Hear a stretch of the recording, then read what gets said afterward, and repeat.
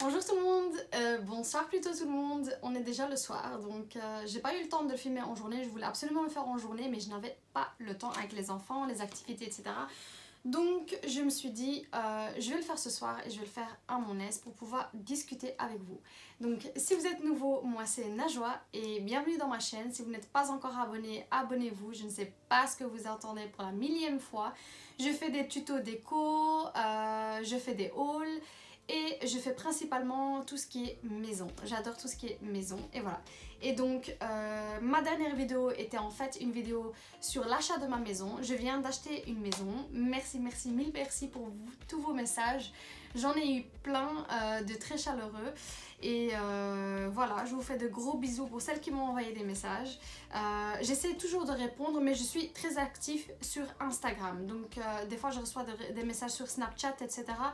Je ne suis pas tout le temps sur Snapchat, mais je suis très souvent sur Instagram. Donc n'hésitez pas à m'ajouter et m'envoyer un message si vous avez des questions ou quoi que ce soit.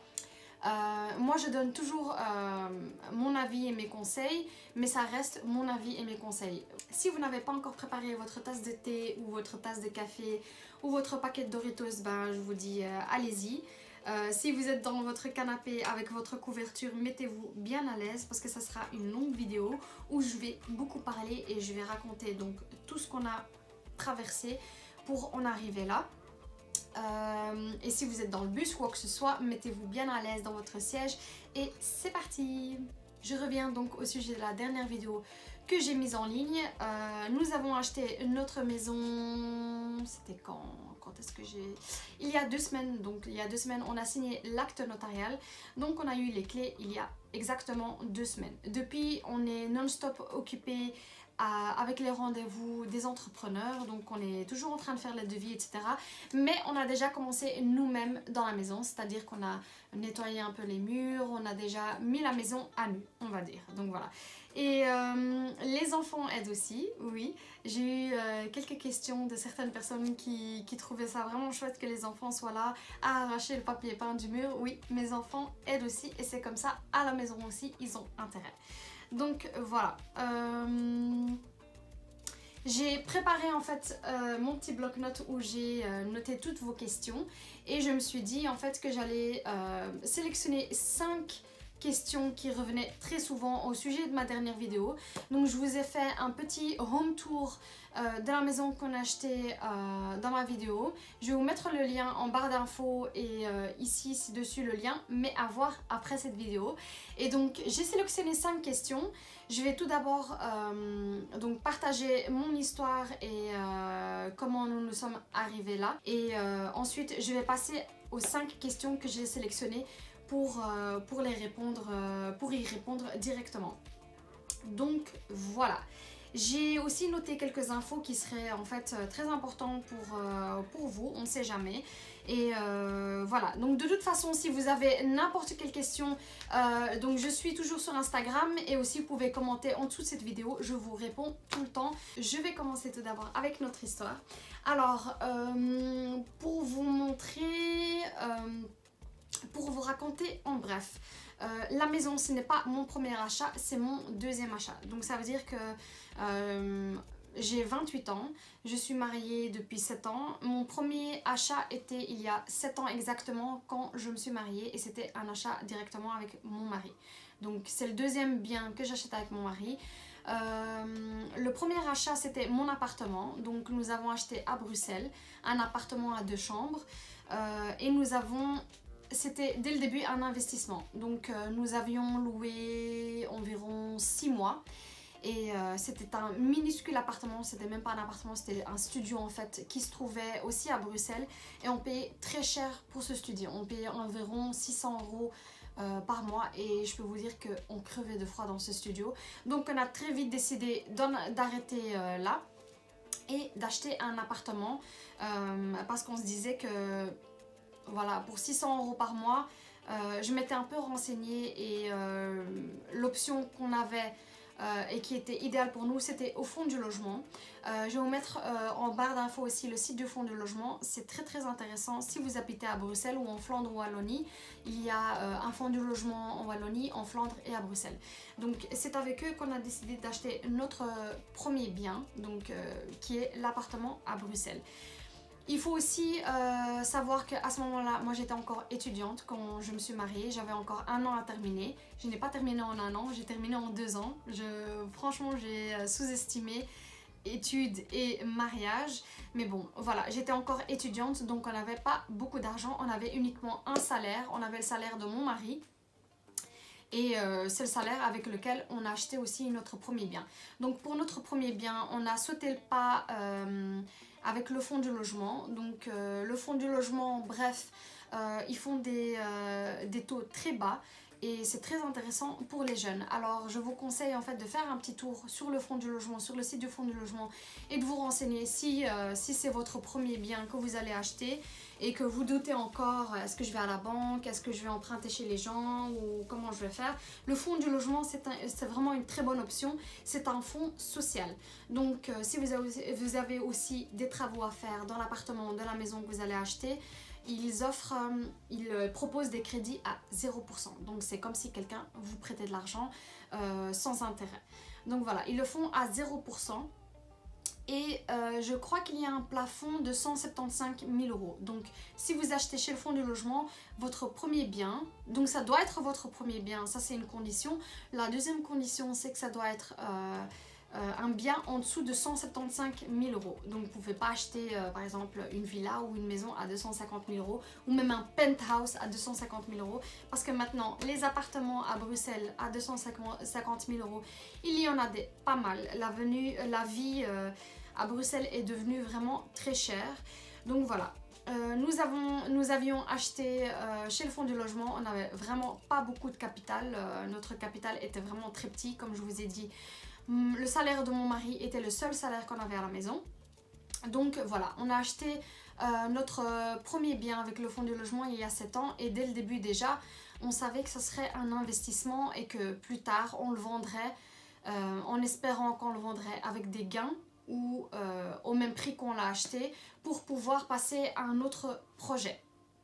Donc voilà donc pour mon premier bien. Bien évidemment, on a fait les travaux dans l'appartement. Si je peux trouver en fait une ancienne photo de l'appartement versus l'appartement maintenant, je vais vous la mettre ici en image quelque part. Juste pour vous donner un peu une idée du travail qu'on a fait ici à la maison. Alors, la plupart du travail qu'on a fait ici à la maison, c'était mon mari et mon beau-père. Donc, ils ont tout refait à la maison et tout ça en travaillant à plein temps. Hein. Donc, ça nous a pris environ 3 à 4 mois pour tout rénover. Et parce que comme on n'avait pas beaucoup d'argent, on avait pris un peu d'argent chez le fonds du logement en crédit 0%. Mais bon, ça reste quand même un prêt. Et on savait que la mensualité allait augmenter à cause de cela. Donc c'est pour ça que la plupart de la main d'œuvre a été faite par mon beau-père et par des amis, par de la famille et par mon mari. Donc comme je vous ai dit, j'ai étudié pendant presque 2 ans.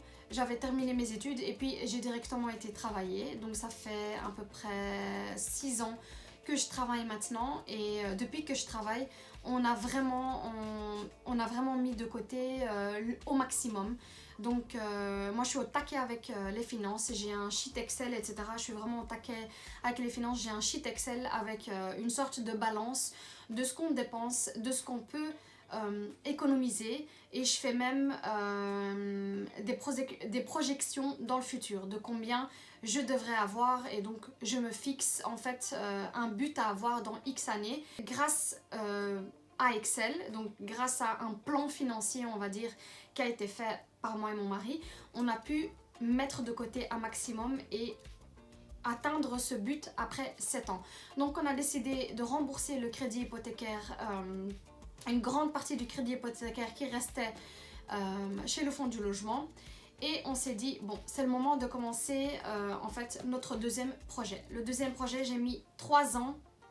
J'ai mis 3 ans à trouver une maison. Honnêtement, j'ai eu beaucoup de mal à trouver une maison parce que la vie est devenue énormément chère. malheureusement dans le but que j'avais pour économiser de l'argent pour la maison, je n'avais pas prédit que la vie allait être aussi chère. Et aussi, quand on a commencé à chercher une maison, après les 3 ans, on a aussi remarqué que dans les 3 ans même, les maisons,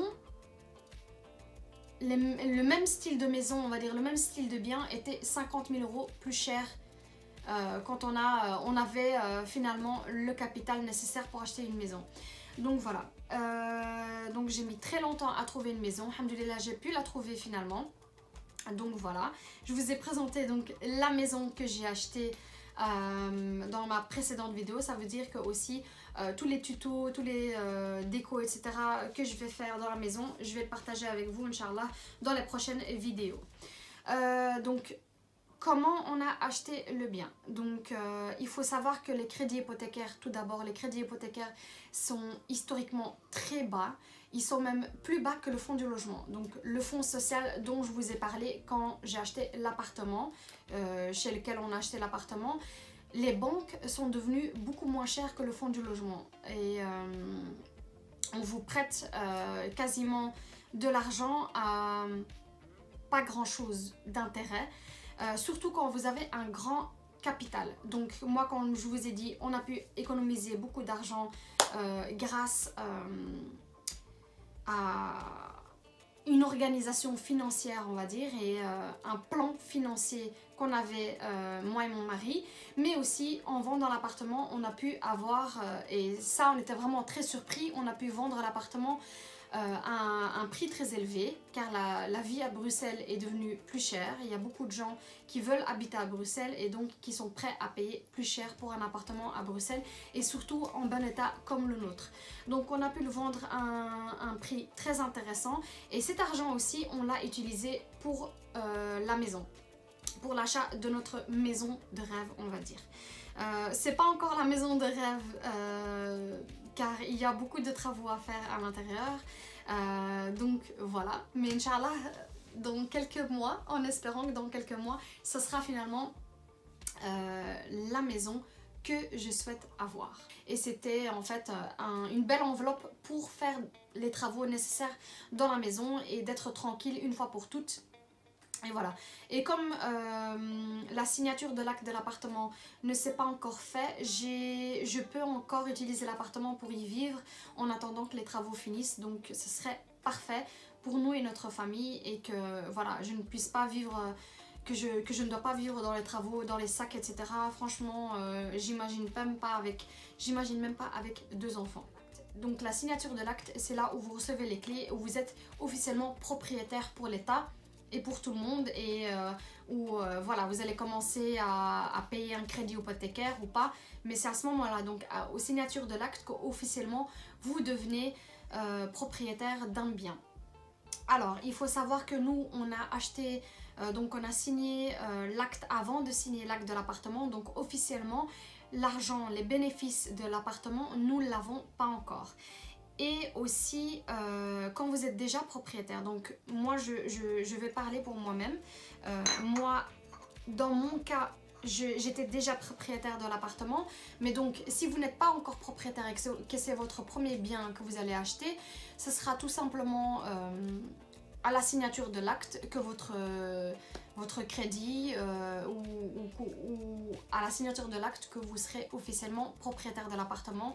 Donc voilà, c'est assez simple. Vous allez prendre un crédit dans une banque, vous allez emprunter de l'argent, ou vous allez chez le fonds du logement, c'est comme vous voulez, mais c'est à ce moment-là donc que vous allez devenir propriétaire d'un appartement, et à partir de là, à peine, vous pouvez faire les travaux si vous devez faire les travaux. Vous ne pouvez pas les faire avant parce que vous n'êtes pas propriétaire. Donc à ce moment-là, il faudra donc trouver un endroit où habiter, chez la famille ou quoi que ce soit, ou bien là, ça sera lourd financièrement, mais loué pendant 2 à 3 mois dans un studio, ou ce qui est l'idéal pour une famille.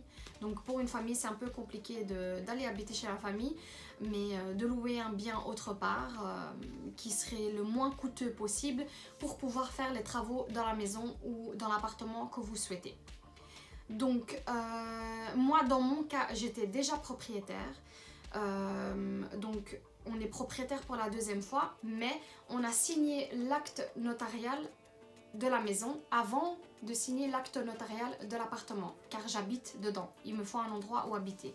Donc, entre-temps, à la banque, quand vous allez à la banque, nous on a été à la banque, donc quand vous allez à la banque, ce qui existe, c'est que pour pour, on va dire, combler le trou qu'il y a entre les deux actes, on va vous donner un prêt qui s'appelle un crédit pont. Donc un crédit pont, il faut savoir que ce n'est pas gratuit, c'est aussi avec des intérêts et la banque ne vous le donne pas comme ça pour vous faire plaisir, donc il y a des frais à prévoir. Dans notre cas, entre la signature de l'acte de la maison, pardon, entre la signature de l'acte de la maison et la signature de l'acte de l'appartement, on a compté environ 6 mois. Car quand on a acheté la maison, on n'avait pas encore vendu l'appartement. On venait de mettre en fait l'appartement en vente. Bien évidemment, je ne savais pas que ça allait se vendre aussi vite. Ça a été vendu en un jour. Allez, non, en 2 jours. C'est à partir de là qu'un compromis serait signé. Le compromis, il est signé environ dans les 2 semaines à venir. Donc quand les acheteurs font une offre... Dans notre cas, il y avait donc des gens qui étaient intéressés par l'appartement. Ils ont fait une offre, ils nous ont fait une offre pour l'appartement. Et après ça, il faut attendre environ 2 semaines pour la signature d'un compromis. Et après ça, donc à partir du compromis, c'est environ 2 à 4 mois, entre 2 et 4 mois pour la signature de l'acte. Voilà donc pour l'appartement. Mais nous, avant tout ça, on avait déjà trouvé la maison et déjà signé l'acte de la maison. Mais on n'avait pas encore cet argent qu'on allait réutiliser de la vente de l'appartement, réutiliser dans la vente de la maison. J'espère que je suis assez claire pour vous, car c'est assez compliqué à expliquer et j'essaye en fait de l'expliquer d'une manière très claire, mais c'est très compliqué. Donc voilà, donc en bref, on avait déjà signé l'acte de la maison avant de signer l'acte de l'appartement et entre les deux, il y a 6 mois. Mais comme on n'a pas en fait cet argent de la banque, cet argent de l'appartement, pardon, pour le réinvestir donc dans la maison, pour le prêt de la banque, on avait un trou entre les deux. On avait un trou d'un budget entre les deux, mais ce budget-là, on voulait absolument pas le prendre à la banque parce que déjà de 1, on paye des intérêts chez la banque pour ce crédit pont, pour ce fameux crédit pont. Donc l'argent de l'appartement que tu vas réinjecter dans la maison, c'est le crédit pont. Donc il y a l'argent de la maison et il y a l'argent de l'appartement que tu vas réutiliser dans la maison. Et la différence entre les deux, c'est le crédit pont. Donc nous, on voulait absolument pas prendre un crédit pont. Donc un crédit pont, il faut savoir qu'il y a des intérêts dessus tous les mois. Et en plus de ça, à la vente de l'appartement, donc ce qui serait dans 6 mois, quand on va récupérer cet argent et qu'on va le donner à la banque pour faire baisser donc le crédit, à ce moment-là, on paye aussi une pénalité de 3 mois d'intérêt. Ça peut être aussi énorme quand on a un grand prêt. Donc imaginons que c'est un appartement à 300 000, ben c'est énorme, 300 000 euros, un crédit pont de 300 000 euros est énorme car on paye 6 mois d'intérêt dessus, plus on va encore payer une pénalité à la banque parce qu'on a fait un remboursement anticipé. Donc au début, comment vous expliquer? Imaginons que vous allez acheter une maison de 500 000 euros et que vous avez vendu un appartement à 200 000 euros. Comme vous n'avez pas cet argent dès le début, l'argent, la banque en fait va quand même vous emprunter 500 000 euros dès le début. Parce que vous n'avez pas cet argent pour acheter cette maison. Vous avez un bien, mais vous n'avez pas l'argent du bien. Donc la banque va vous prêter 500 000 euros et on va dire que la vente de l'appartement est 200 000 euros. Ce qui fait que le crédit pont est sur 200 000 euros et que le crédit à la banque est de 300 000 euros. Donc voilà, vous avez 200 000 euros et 300 000 euros. Et donc ces 200 000 euros, comme vous ne l'avez pas, la banque va vous le prêter pour 6 mois. Vous avez en fait un maximum de 1 an pour vendre l'appartement, le premier bien. Et puis sur ces 200 000 euros, on va vous faire payer des intérêts. Donc, on va vous faire payer des intérêts sur 300 000 euros, mais aussi sur les 200 000 euros. Donc, vous payez 2 intérêts différents, 2 fois les intérêts pendant 6 mois. Enfin, ça peut prendre entre 6 mois et 1 an. Il faut voir la vente de l'appartement et quand vous allez signer l'acte du premier bien. Et donc aussi, quand vous allez vendre le premier bien et que vous allez le réinjecter dans le deuxième bien, vous allez payer une sorte de pénalité, une amende, parce que vous faites un remboursement anticipé. Donc, la banque vous a prêté dès le début 500 000 euros, imaginons. Parce que vous faites un remboursement anticipé, vous allez enlever 200 000 euros des 500 000 euros et vous allez garder les 300 000. La banque va vous faire payer une amende sur ce remboursement anticipé. Alors, nous, on voulait absolument pas passer par tout ça. Donc, ce qu'on a fait, c'est passer par la famille qui nous a prêté cet argent. Qui nous a prêté donc cet argent de l'appartement. Donc, on a fait le calcul et on a pu emprunter cet argent chez différentes personnes pour les réinjecter directement à la banque. Et donc, quand on va vendre notre appartement, on va rembourser toutes ces personnes. Mais ça ne vient pas aussi facilement. Donc c'est vraiment une très très grande organisation et c'est pour ça aussi que je vais en venir par après à une question que j'ai eue d'une abonnée sur le prêt. Cette abonnée en fait aimerait bien emprunter de l'argent chez des gens pour acheter sa maison. Mais il faut savoir que ce n'est pas aussi facile, en tout cas pas en Europe. Et comme je vis en Belgique, moi je peux vous parler de la Belgique déjà, hors et déjà, ce n'est pas aussi facile d'emprunter de l'argent à la famille ou à des amis pour acheter une maison. Là on parle d'un très très grand capital, donc il faut emprunter beaucoup d'argent. Et sachez que de toutes ces personnes, il faut avoir des preuves. Quand vous allez aller signer l'acte notarial chez le notaire pour l'achat de votre bien, il faut bien savoir que vous devez avoir tous les extraits de banque et toutes les preuves, toutes les copies des cartes d'identité de toutes ces personnes-là. Et donc, officiellement, le notaire doit avoir une liste de toutes ces personnes et une preuve des virements qui ont été faits. Donc, ils doivent avoir une trace de l'argent. Avoir une trace de 30 000 euros, donc imaginons pour l'achat d'une voiture, c'est pas compliqué, mais avoir une trace de toutes les transactions qui vont se faire pour un achat d'une maison, c'est vraiment beaucoup plus compliqué. Moi, je le vois uniquement en 6 mois. Alors, j'imagine pas si vous empruntez chez les gens pendant une durée, je ne sais pas, imaginons de 15 ou 20 ans. Franchement, c'est hyper compliqué. Il faut être très organisé. Il faut vraiment tout noter.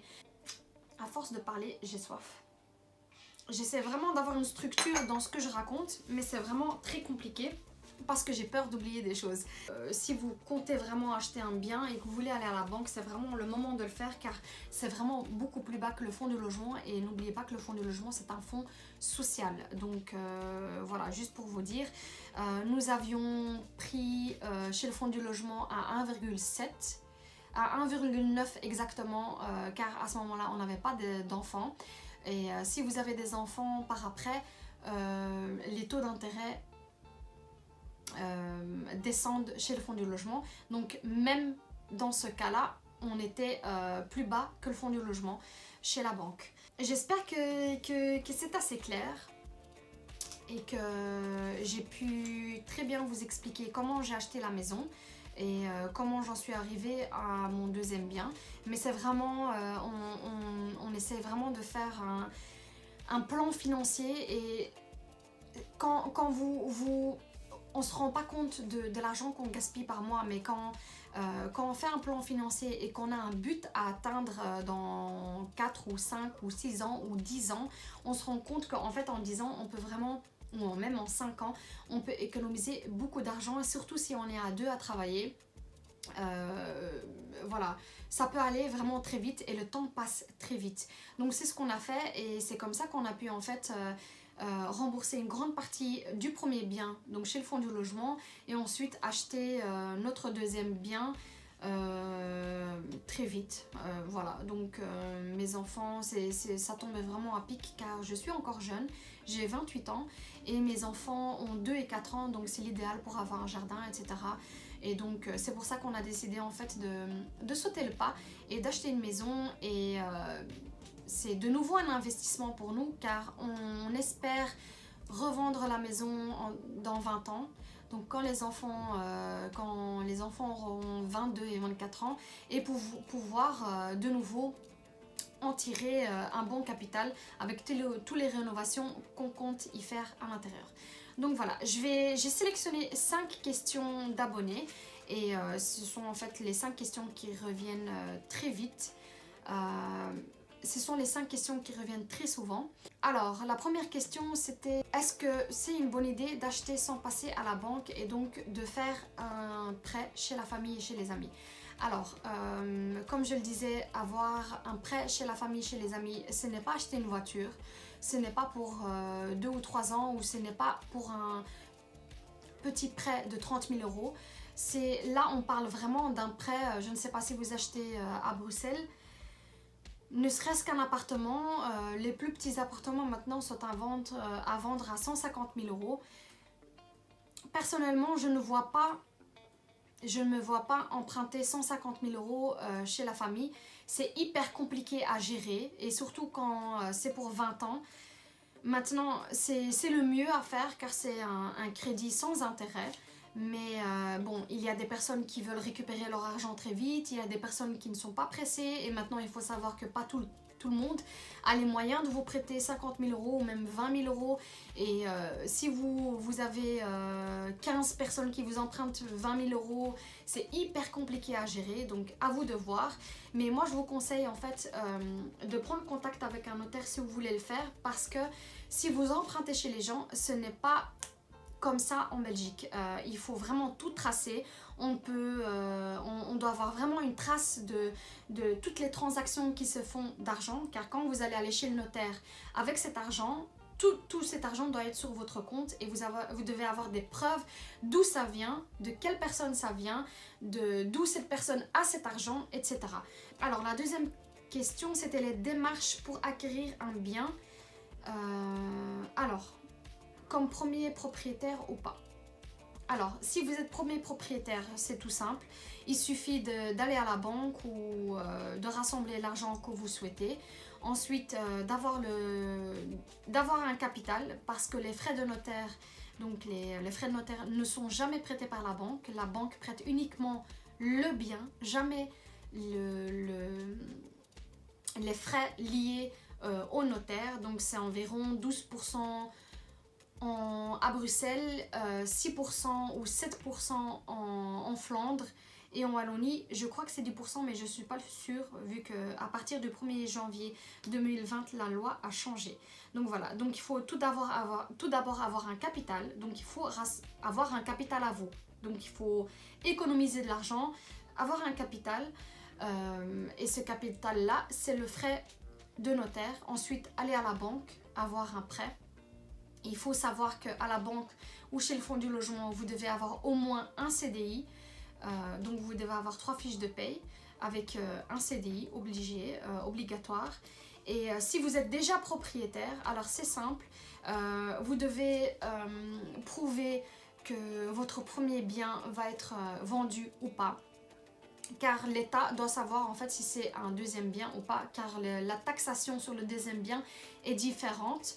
Et puis, si vous voulez vendre le premier bien, il faut tout simplement avoir l'offre ou le compromis que vous avez signé. C'est une preuve pour la banque. Et par après, signer l'acte du deuxième bien. Et puis ensuite, passer par un crédit pont ou comme moi, passer par l'argent de la famille, etc. Comme vous allez vendre en fait le premier bien, vous allez très vite récupérer cet argent du crédit pont. Donc cet argent que vous n'avez pas, vous allez très vite le récupérer et pouvoir rembourser les gens ou les réinjecter à la banque. Mais ce sont les démarches en fait pour acquérir un bien. Il faut tout d'abord avoir un capital, ensuite signer un compromis de vente ou d'achat où vous allez en fait payer 10% du total du bien. Donc vous devez aussi avoir les 10%. Si vous passez par une banque, c'est la banque qui va payer ces 10%. Et si vous ne passez pas par une banque, il faut les avoir. Donc il faut prévoir que vous devez avoir, si vous passez par la famille, avoir les frais de notaire et aussi les 10% que vous devez payer à la signature du compromis. La signature du compromis se fait assez vite après l'offre que vous avez fait au vendeur. Donc ça se fait environ dans les 2 semaines. Et puis après ça, donc après le compromis, la signature du compromis, l'acte notarial se fait entre 2 et 4 mois. Donc voilà. Et puis après, vous êtes propriétaire. Félicitations. Donc voilà. Et puis, je passe à la 3e question et c'est les pièges à éviter quand on achète. Alors, moi, j'ai de la chance d'avoir beaucoup de gens dans ma famille qui s'y connaissent, qui travaillent dans le bâtiment, dans le chauffage, etc. Et donc, moi, les conseils que je donne si vous comptez acheter un bien, c'est tout d'abord l'humidité. Vraiment, prenez votre temps à voir le bien que vous allez acheter dans tous les coins et les recoins. Et l'idéal, c'est de visiter en hiver parce que c'est en hiver où il pleut le plus, où il fait froid. Et donc, s'il y a des taches d'humidité dans les coins, ça se trouve très souvent dans les coins en haut, donc près du plafond ou bien près du sol. C'est là où se trouvent les taches d'humidité. Maintenant, si vous n'y connaissez vraiment rien, moi je vous conseille de revenir visiter ce bien que vous voulez vraiment acheter et de venir visiter le bien avec quelqu'un qui s'y connaît, une société d'humidité par exemple, et qui voit, même si vous payez 50 ou 100 euros, franchement ça en vaut la peine, faites-le. Ils vont faire très vite le tour du bien et ils vont vous dire en fait si ça en vaut la peine ou pas, ou si laisse tomber, il y a beaucoup trop d'humidité cachée. Donc voilà, il faut vraiment prendre le temps quand vous visitez, de ne pas vous précipiter. C'est un achat que vous faites peut-être pour toute une vie, donc voilà, il faut vraiment prendre son temps et visiter 1 ou 2 ou 3 fois même s'il le faut. Mais franchement, c'est ce que je conseille à tout le monde. Il faudrait voir le classement de la maison. Est-ce que c'est, imaginons que vous voyez que c'est un simple vitrage, mais qu'il faudrait faire un double ou un triple vitrage car la maison n'est pas assez isolée ou l'appartement n'est pas assez isolé. Il faudrait appeler la commune où se trouve cet appartement ou cette maison et voir le classement de la maison. Il faut savoir qu'il y a certaines façades qui sont classées où vous ne pouvez pas changer, ou bien certaines vitres sont classées et vous ne pouvez pas changer. Et donc il faut bien se renseigner. Si vous voyez des mosaïques dans les vitres, etc., il faut vraiment voir que il y a des biens qui sont classés, et donc si c'est classé, vous ne pouvez pas changer comme ça quelque chose à la façade ou aux fenêtres de cet appartement ou de cette maison. Il faut aussi vous renseigner sur le droit de passage. Par exemple, il y a des routes de randonnée dans certains jardins.